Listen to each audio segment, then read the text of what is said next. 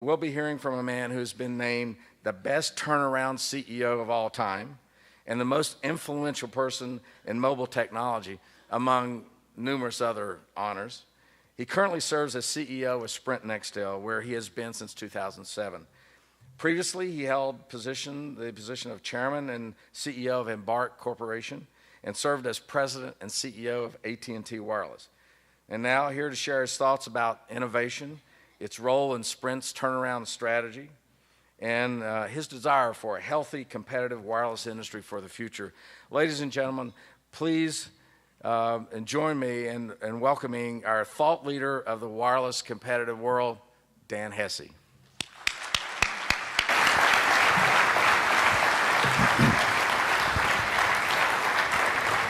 Thanks, Steve. Well, thank you, Steve. Thank you, everyone here at CCA, and it's good to be here in Nolans. Groucho Marx once said, I don't want to belong to any club that would have me as a member, but nevertheless, Sprint and I are happy to be new members of the Competitive Carriers Association. After many years of being, if you will, roaming partners with many of you and members of the RCA, Sprint joined the ranks of this organization back in 2011, shortly after AT&T announced its intentions to acquire T-Mobile USA.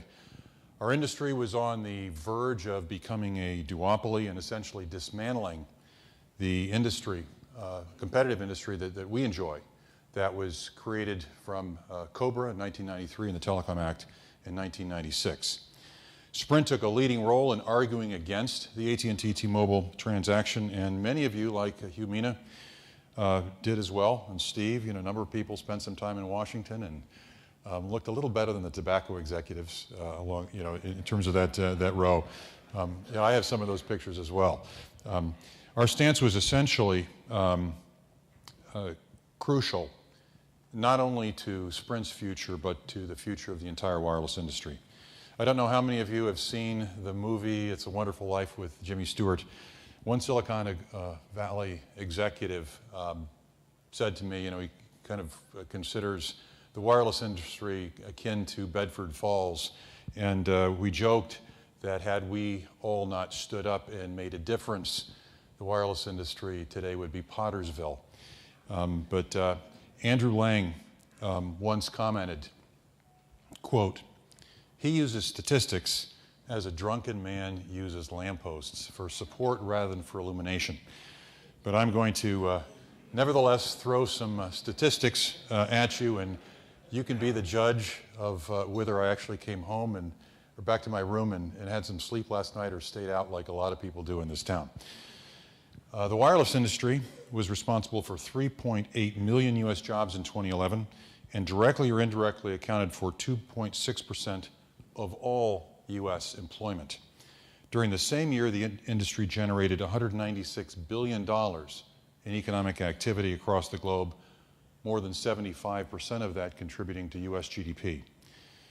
The U.S. wireless industry is now larger than the agriculture, the hotel and lodging, the transportation, and auto manufacturing, the air transportation, and the auto manufacturing industries. More than 90% of smartphones that are used around the world have OSs that come from American companies, up from just 20% 4 years ago. U.S. companies are the clear leaders in tablets. Over 75% of the tablets are sold in the United States. And with only 6% of the world's wireless subscribers, 70% of the 4G LTE subs are here in the U.S. And we're likely to keep that lead in 4G LTE for some time. Andy Warhol opined, quote, "They always say time changes things, but you actually have to change them yourself." And Dan Quayle said, quote, "We don't want to go back to tomorrow." So although we've managed to preserve competition during a critical moment for our industry, we need every competitive carrier, as Steve said, involved as we move forward. We thank the CCA for being on our side and applaud the FCC for their pro-competitive stance. The bipartisan and forward-looking 1996 Telecom Act was historic because it created competition that had previously basically been a landline industry that was not competitive, was a monopoly. And combined with the 1993 COBRA, which introduced competition in the wireless market, generated a burst of innovation for consumers. It was a great example of the good that can come from bipartisan efforts, and I think we would all agree we could use a little bit more of that right now.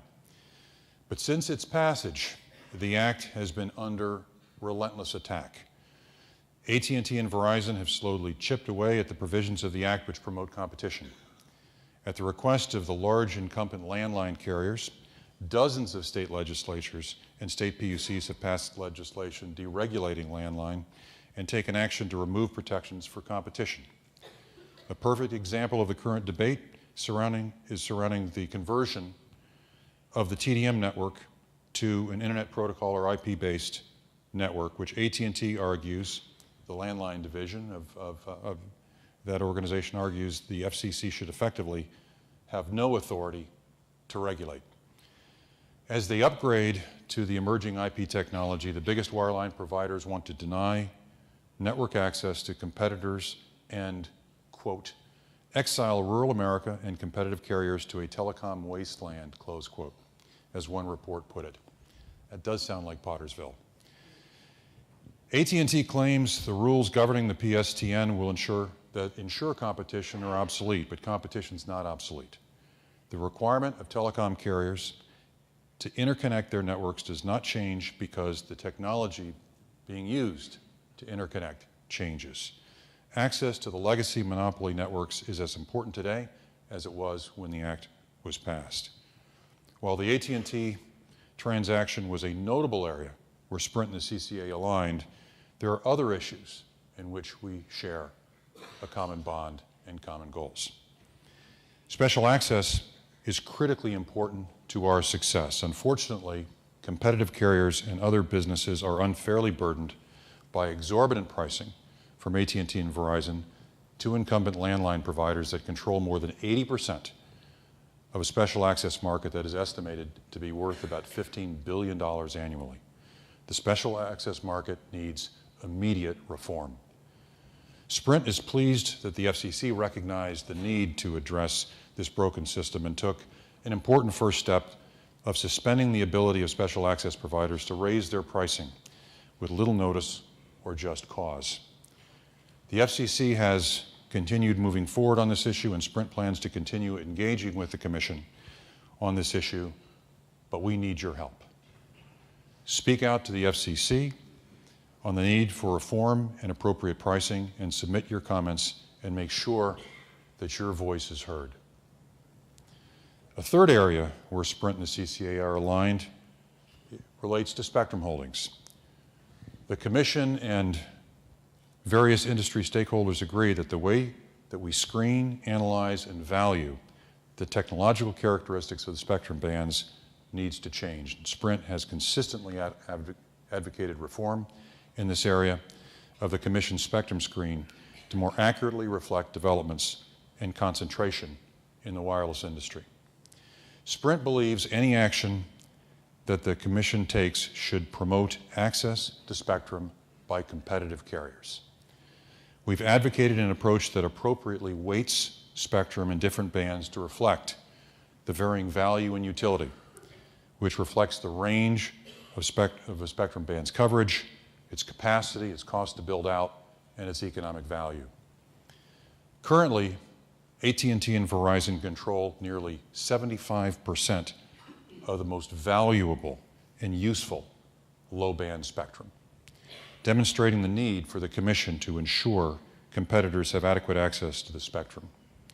In its recent comments in the FCC spectrum holdings proceedings, the United States Department of Justice made this point quite forcefully. The department stated that ensuring all carriers, large and small, have access to low-band spectrum will improve competition and it will benefit consumers. Sprint agrees, and we look forward to working with CCA to persuade the FCC to prevent further concentration of this prime spectrum real estate. Sprint and the CCA have a common interest in convincing the FCC to adopt policies which recognize the importance of low-band spectrum to wireless competition and to the American economy as a whole. The upcoming incentive auctions of 600 megahertz spectrum will be the next opportunity for competitive carriers to get a foothold in low-band spectrum and make your senators in Congress and your representatives in Congress aware of your opinions on this matter. A competitive U.S. wireless market is good for all. It spurs innovation, and at Sprint, innovation is at the heart of everything that we do. Sprint is one of 2 carriers in the top 10 telecom companies ranked for innovation, with 618 U.S. patents granted in 2012. That's about 2.5 U.S. patents granted every business day. Sprint has a long history of industry firsts. These include the first camera phone, the first mobile streaming video, and being the first national carrier to launch wireless 4G in the United States. This sparked competition, and other national carriers quickened the pace with their 4G rollouts and prompted a couple to even relabel their 3G as 4G. Trust has never been more important for any industry, because there's never been a device more personal than today's smartphone. Smartphones are taken everywhere by their owners. They hold an increasing amount of personal information, and they can handle your banking, monitor your health, and act as your credit card. But according to the 2012 Reputation Institute survey, the reputation of wireless carriers has dropped to the lowest level of any major industry. Even lower than cable, even lower than oil. So for the reputation of our industry, it's important that all of us think about the statements we make. And we can be very aggressive competitors, but always be cognizant of the impact of our statements on our industry. Perhaps our biggest undertaking in 2012 or 2013 is finalizing the deployment of our Network Vision project. I'm happy to announce today that Sprint is expanding 4G LTE into 21 new markets, including Los Angeles, Charlotte, Memphis. And Sprint customers are discovering Sprint 4G LTE in cities that we haven't announced or officially launched yet, like Washington, D.C., New York, and San Francisco. We now offer LTE service in more than 88 markets nationwide. Sprint has a track record of collaboration in the global mobile ecosystem as we work to bring new capabilities, innovation to our customers. Just over 10 years ago, we launched the National Developer Program to help application developers create mobile apps, and more than 60,000 individuals have participated in the program over the years. We make a concentrated effort to engage directly with innovators everywhere from Silicon Valley to our hometown of Kansas City.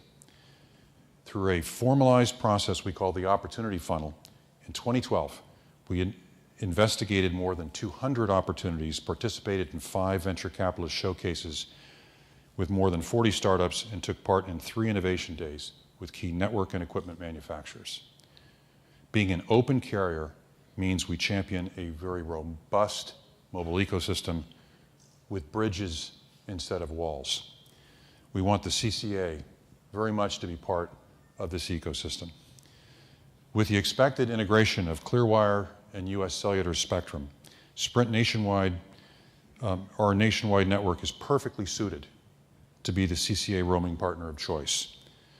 When I joined the wireless industry back in 1997, I was struck by how our industry actually penalized mobility.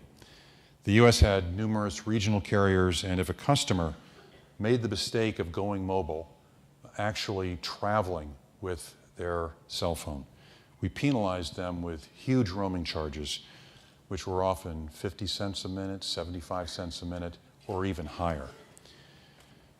We set out to change that in May of 1998, 15 years ago, with the launch of AT&T's, which was a competitor of SBC, or today's AT&T, with AT&T Digital One Rate, which ushered in really the age of roaming, which became a larger and more important source of revenue for rural carriers. We found that roaming was actually price elastic. That is, as you decreased the price of roaming per minute, total revenue for roaming went up And so making roaming more affordable actually was a win-win for all of us, and in particular, our customers. The other thing we found is that customers crave simplicity on their wireless bill. We're committed to working with the CCA membership to enable inter-carrier LTE roaming and building a competitive 4G LTE ecosystem together. As some of you know, we've been working very closely together for some time on technical solutions to enable inter-carrier 4G LTE roaming between our network and other 4G networks. While we are committed at Sprint to supporting enhanced circuit switch fallback in our network, I am pleased to report that we have a commitment to an alternative solution which will enable us to support LTE data and voice roaming between Sprint's 4G LTE network and other 4G LTE networks not using enhanced circuit switch fallback. We've been working very closely with C Spire, US Cellular, Qualcomm, and others on different technical solutions to unlock this 4G LTE roaming opportunity. We're pleased to announce that we have an LTE roaming agreement with C Spire, and we have successfully completed some LTE inter-carrier roaming tests.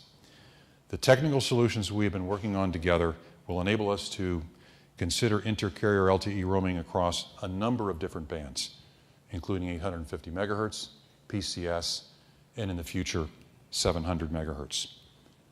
Ultimately, roaming is about serving our customers well, increasing customer satisfaction by improving network coverage. The customer experience has been our #1 priority at Sprint over the last 5 years, what we've really focused on in the turnaround of our company. Today, according to the American Customer Satisfaction Index, which is probably the most comprehensive, best known, if you will, evaluator and index with respect to customer satisfaction, Sprint ranks #1 in overall satisfaction among all national wireless carriers and across all 47 industries that the ACSI studies.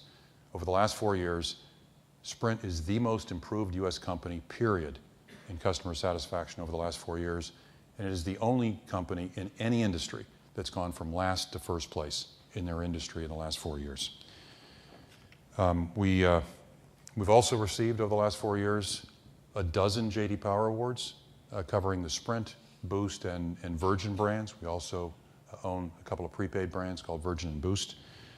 And the retail experience with Sprint was rated last in 2008.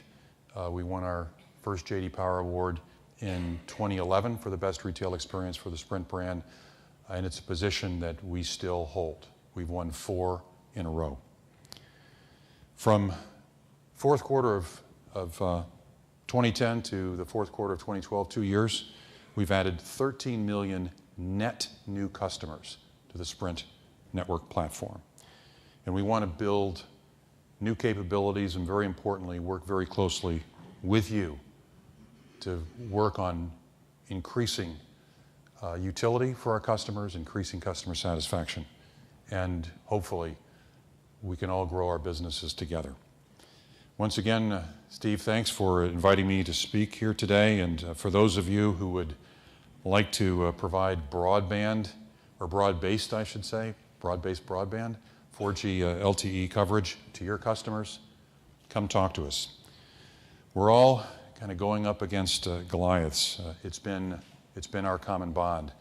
Auburn's coach, Shug Jordan, his football coach from many years ago, said, remember, Goliath was a 40-point favorite over David. So, so let's get our slingshots out. Thanks very much.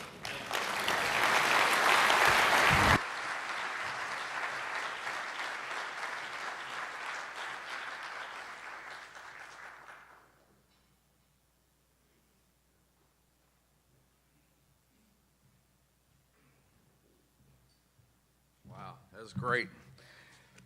Thank you, Dan. We really appreciate your sharing your leadership and especially the information on the 4G LTE hub. And I think we all can agree there are a lot of common bonds to be explored there.